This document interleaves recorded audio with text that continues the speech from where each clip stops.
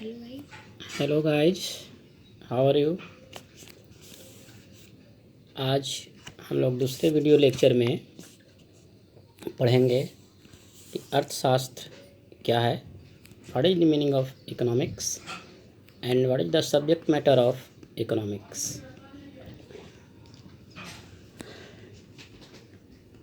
सबसे पहला प्रश्न उठता है कि अर्थशास्त्र की शुरुआत कहाँ से होती है, कब से होता है। ये बड़ा विवाद का प्रश्न है, लेकिन ऐसा माना जाता है, बहुत बड़े बड़े अर्थशास्त्रियों का मत है कि अर्थशास्त्र की शुरुआत तब से मानी जाती है जब से इस दुनिया में मानव जाति की शुरुआत हुई है। अर्थशास्त्र में एक उदाहरण के तौर पर कह सकते हैं कि सभी मनुष्य इस दुनिया में आता है तो धन के लिए आता है। ऐसा कहा जाता है कि जब से मनुष्य इस दुनिया में आया तो धन की प्राप्ति के लिए बहुत सारे अथक प्रयास करते हैं। एक उदाहरण के तौर पर पेश किया जा सकता है कि जब कोई बच्चा माँ के गर्भ से जन्म लेता है तो सबसे पहले रोता है। क्यों, हम लोगों ने गौर किया है कभी? वो जब माता के गर्भ से जब बाहर आता है तो बच्चा रोता क्यों है, और फिर चुप हो जाता है कब? जब माँ उसे दूध पिलाती है। तो इससे स्पष्ट होता है कि बच्चा जब आता है तो भूखा हुआ आता है। अब आने के बाद तुरंत ही उसको खाना चाहिए, कुछ पीना चाहिए, यानी उसे कुछ न कुछ धन की आवश्यकता महसूस होना शुरू हो जाता है। इससे स्पष्ट होता है कि मनुष्य जो है आता है इस दुनिया में तो सिर्फ धन के लिए ही आता है। और अर्थशास्त्र की शुरुआत उसी समय से मानी जाती है जिस समय से मानव जाति का शुरुआत हुआ। अब हम लोग जानेंगे कि अर्थशास्त्र आखिर है क्या। साधारण बोलचाल की भाषा में अर्थशास्त्र, ऐसा कहा जाता है, बड़े बड़े अर्थशास्त्रियों का मत है कि अर्थशास्त्र एक धन का विज्ञान है, संपत्ति का विज्ञान है। तो इसको हम लोग थोड़ा सा शब्दों को तोड़ करके समझते हैं। किसी भी शब्द का मूल अर्थ जानने के लिए उसे हम लोग दो भागों या कई भागों में हम लोग बांट के समझ सकते हैं। जैसे अर्थशास्त्र को हम लोग दो भागों में विभक्त करेंगे, अर्थ जोड़ शास्त्र। अर्थ का मतलब होता है धन, संपत्ति या ढेर सारे संसाधन, और शास्त्र का मतलब होता है विज्ञान। विज्ञान का क्या मतलब होता है? विशेष ज्ञान। विशेष ज्ञान को विज्ञान कहते हैं। और वो फिर प्रश्न उठता है कि वो विशेष ज्ञान क्या है। विशेष ज्ञान किसी भी ज्ञान को प्रमाणिक सत्यता होना आवश्यक है, तो उसे हम लोग विज्ञान कहेंगे। यानी अर्थशास्त्र की यदि एक लाइन में परिभाषित करने की बात कही जाए तो कहा जा सकता है कि अर्थशास्त्र एक धन का विज्ञान है। Economics is the science of wealth. जैसा कि अर्थशास्त्र के जो जनक माने जाते हैं, अग्रदूत माने जाते हैं, प्रोफेसर एडम स्मिथ, उन्होंने भी यही बातें कही थी कि अर्थशास्त्र एक धन का विज्ञान है। Economics is the science of wealth. उनकी एक बहुत बड़ी पुस्तक है, बुक्स है, an inquiry into the nature and causes of wealth of nations, जो 1776 में पब्लिश्ड हुई थी। उसी बुक में इन्होंने अर्थशास्त्र को परिभाषित किया था कि economics is the science of wealth. और ये परिभाषा, इनके द्वारा दी गई परिभाषा, बहुत दिनों तक, यानी एक शताब्दी तक, लगभग 100 वर्षों तक ये परिभाषा मान्य रही। इस परिभाषा का बहुत सारे अर्थशास्त्रियों ने सपोर्ट किया, समर्थन किया कि यही परिभाषा अर्थशास्त्र की सही परिभाषा मानी जाती है। लेकिन कालांतर में जब जैसे जैसे समय बढ़ता गया तो एक नए युग की शुरुआत होती है। कब? जब अर्थशास्त्र के और बहुत अच्छे बड़े विद्वान आते हैं, प्रोफेसर मार्शल। उन्होंने प्रोफेसर एडम स्मिथ की द्वारा दी गई परिभाषा को परखा, पढ़ा, समझा और एडम स्मिथ के द्वारा दी गई परिभाषा को बड़े छोटी परिभाषा कहा और कहा कि इनके द्वारा दी गई परिभाषा बहुत ही छोटी है, भ्रामक है और अर्थशास्त्र के बहुत सारे विषयों का इसमें शामिल नहीं किया गया है, इसलिए अर्थशास्त्र की ये सही परिभाषा मान्य नहीं है। तो उन्होंने एक अपनी परिभाषा दी। उन्होंने एक बहुत बड़ी बुक लिखी थी 1890 में, 1890 ईस्वी में, प्रिंसिपल्स ऑफ इकोनॉमिक्स में उन्होंने एक परिभाषित किया। उन्होंने कहा कि इकोनॉमिक्स, अर्थशास्त्र की परिभाषा देते हुए उन्होंने कहा कि economics is a study of Mankind in the ordinary business of life. It examines that parts of individual and social actions which is most closely connected with the attainment and use of the material requisites of well-being। जैसा कि अर्थशास्त्र के जनक professor Adam Smith ने कहा था कि अर्थशास्त्र सिर्फ धन का विज्ञान है, लेकिन मार्शल साहब ने बताया कि अर्थशास्त्र सिर्फ धन का विज्ञान नहीं, ये मानवों का विज्ञान है। कैसे मानवों का विज्ञान है? एक साधारण व्यावसायिक जीवन वाले मानवों का विज्ञान है कि जब इस दुनिया में मनुष्य आता है तो धन प्राप्ति के लिए बहुत सारे कार्य करते हैं, बहुत सारे एक्टिविटीज़ करते हैं। वैसे मानवों का विज्ञान है जिसका भौतिक संसाधनों से बिल्कुल घनिष्ठ संबंध रहता है, ये मार्शल साहब ने बताया। और ये परिभाषा जब इन्होंने दी तो इस दुनिया में, अर्थशास्त्र की दुनिया में बहुत से बड़े बड़े विद्वान, समकालीन विद्वान इनके परिभाषा को बड़े ही आदरपूर्वक, सम्मानपूर्वक पूरी दुनिया के जिहनों में बसा लिया और कहा कि मार्शल महोदय के द्वारा दी गई परिभाषा बड़ा ही उचित है। ये परिभाषा लगभग इनकी परिभाषा भी लगभग 100 वर्षों तक चला और ऐसे ही चलता रहा। कालांतर में फिर तीसरी पीढ़ी में एक और बहुत बड़े विद्वान का जन्म हुआ। उन्होंने अर्थशास्त्र के क्षेत्र में बहुत बड़ा काम किया, जिनका बड़े ही आदर से हम लोग अर्थशास्त्र की दुनिया में नाम लेते हैं, वो हैं प्रोफेसर रॉबिन्स। जब रॉबिन्स महोदय आए तो पूर्व के विद्वानों द्वारा दी गई परिभाषा को बड़े ही सचेतता से गहनपूर्वक अध्ययन किया और पूर्व में दी गई परिभाषाओं में इन्हें कुछ त्रुटि नज़र आई और कहा कि एडम स्मिथ के द्वारा दी गई परिभाषा बड़ी छोटी थी, भ्रामक थी और मार्शल के द्वारा दी गई परिभाषा बड़े ही अनावश्यक विषयों को समावेश इन्होंने अपनी परिभाषा में कर दिया है, इसलिए इनके द्वारा दी गई परिभाषा आज के परिप्रेक्ष्य में तर्कसंगत प्रतीत नहीं होता। तो प्रोफेसर रॉबिन्स ने 1936 में उन्होंने भी परिभाषा, अपनी एक वैज्ञानिक परिभाषा दी और देते हुए बताया कि economics is the science which studies human behavior as a relationship between ends and scarce means which have alternative usage।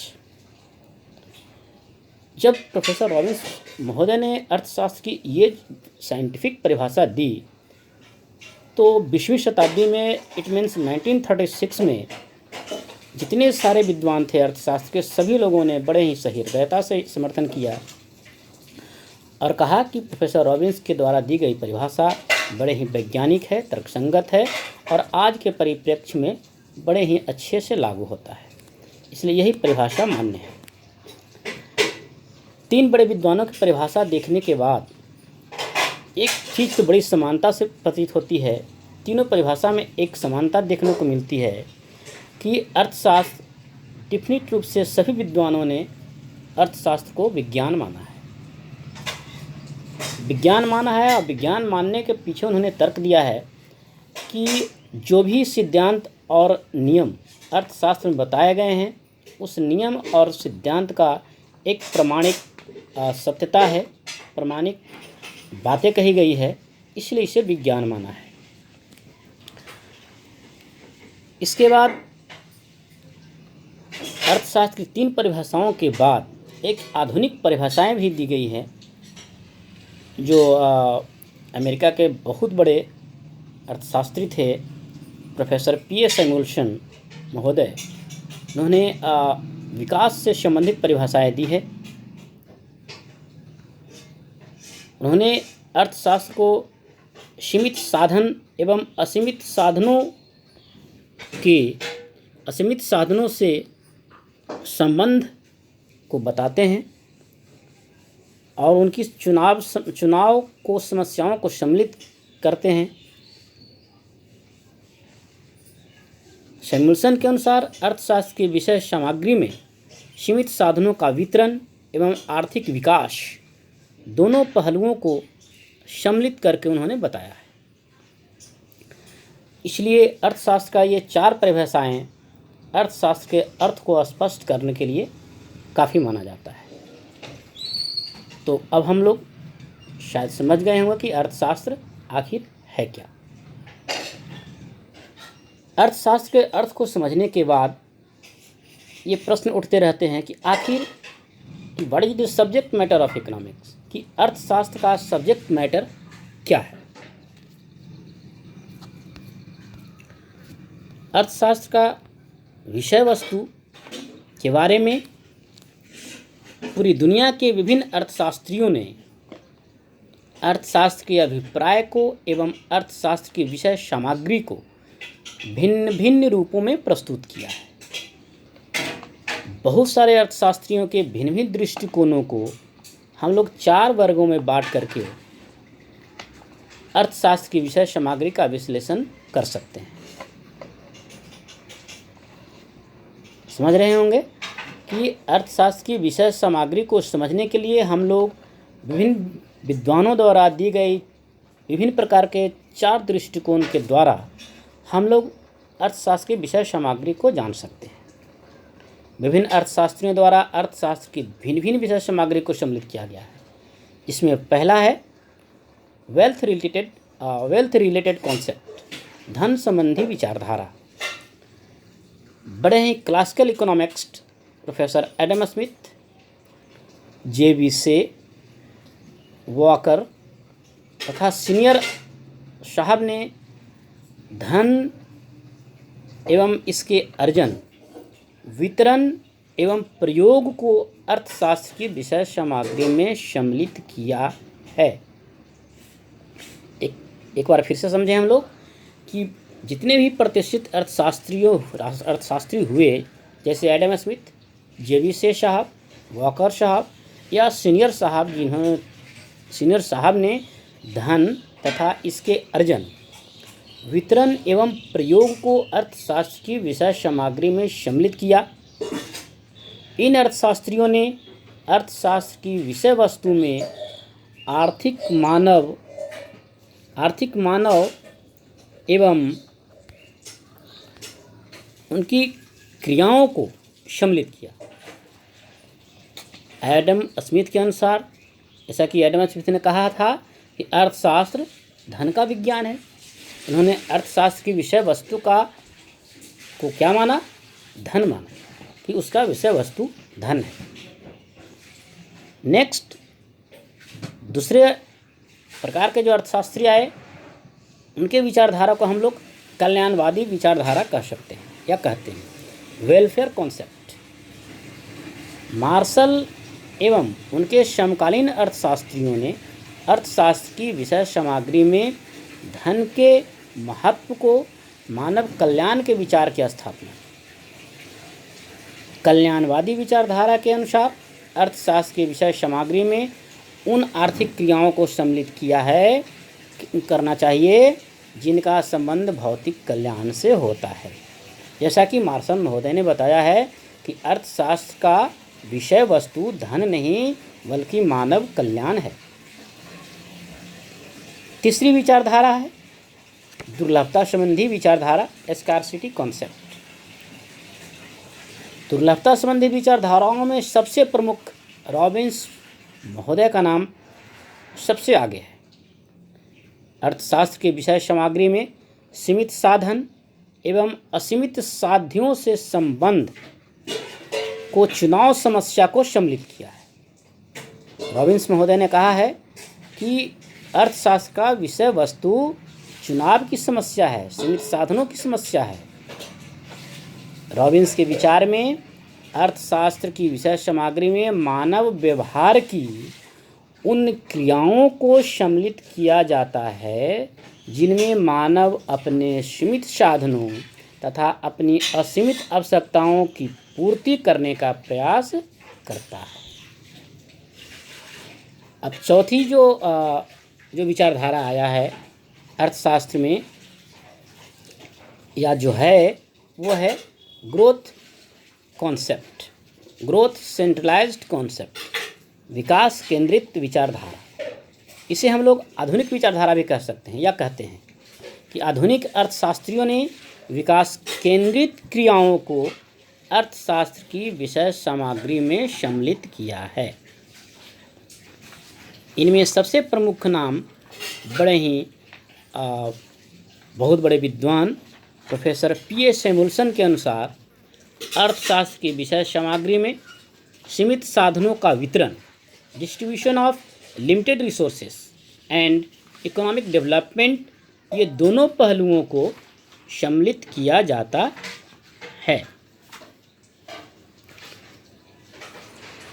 तो ये 4 अर्थशास्त्र की सब्जेक्ट मैटर है, विषय वस्तु है। जैसा कि हमने अभी बताया है कि फर्स्ट इज वेल्थ, विषय वस्तु है अर्थशास्त्र का वेल्थ, धन, अकॉर्डिंग टू क्लासिकल इकोनॉमिक्स, प्रतिष्ठित अर्थशास्त्रियों के अनुसार, जिनमें एडम स्मिथ हैं, वॉकर हैं, सीनियर हैं, आदि आदि। दूसरा विषय वस्तु है कल्याणवादी विचारधारा, इनके अग्रदूत हैं मार्शल, पिगू, कैनन इत्यादि। तीसरी विषय वस्तु है दुर्लभता संबंधी विचारधारा, जिनके अग्रदूत हैं रॉबिन्स, विकस्टिड आदि। चौथा और अंतिम कॉन्सेप्ट है विकास केंद्रित विचारधारा, ग्रोथ ओरिएंटेड कॉन्सेप्ट, जिनमें अमेरिका के अर्थशास्त्री प्रोफेसर P.A. सैमुअल्सन का नाम सबसे आगे है। तो स्टूडेंट्स, ये है सब्जेक्ट मैटर ऑफ इकोनॉमिक्स। अब हमें लगता है कि आप लोग समझ गए होंगे। तो आज इतना ही, फिर अगले वीडियो लेक्चर में हम लोग विस्तार से दूसरे टॉपिक पर हम लोग बातें करेंगे। थैंक यू, नमस्ते।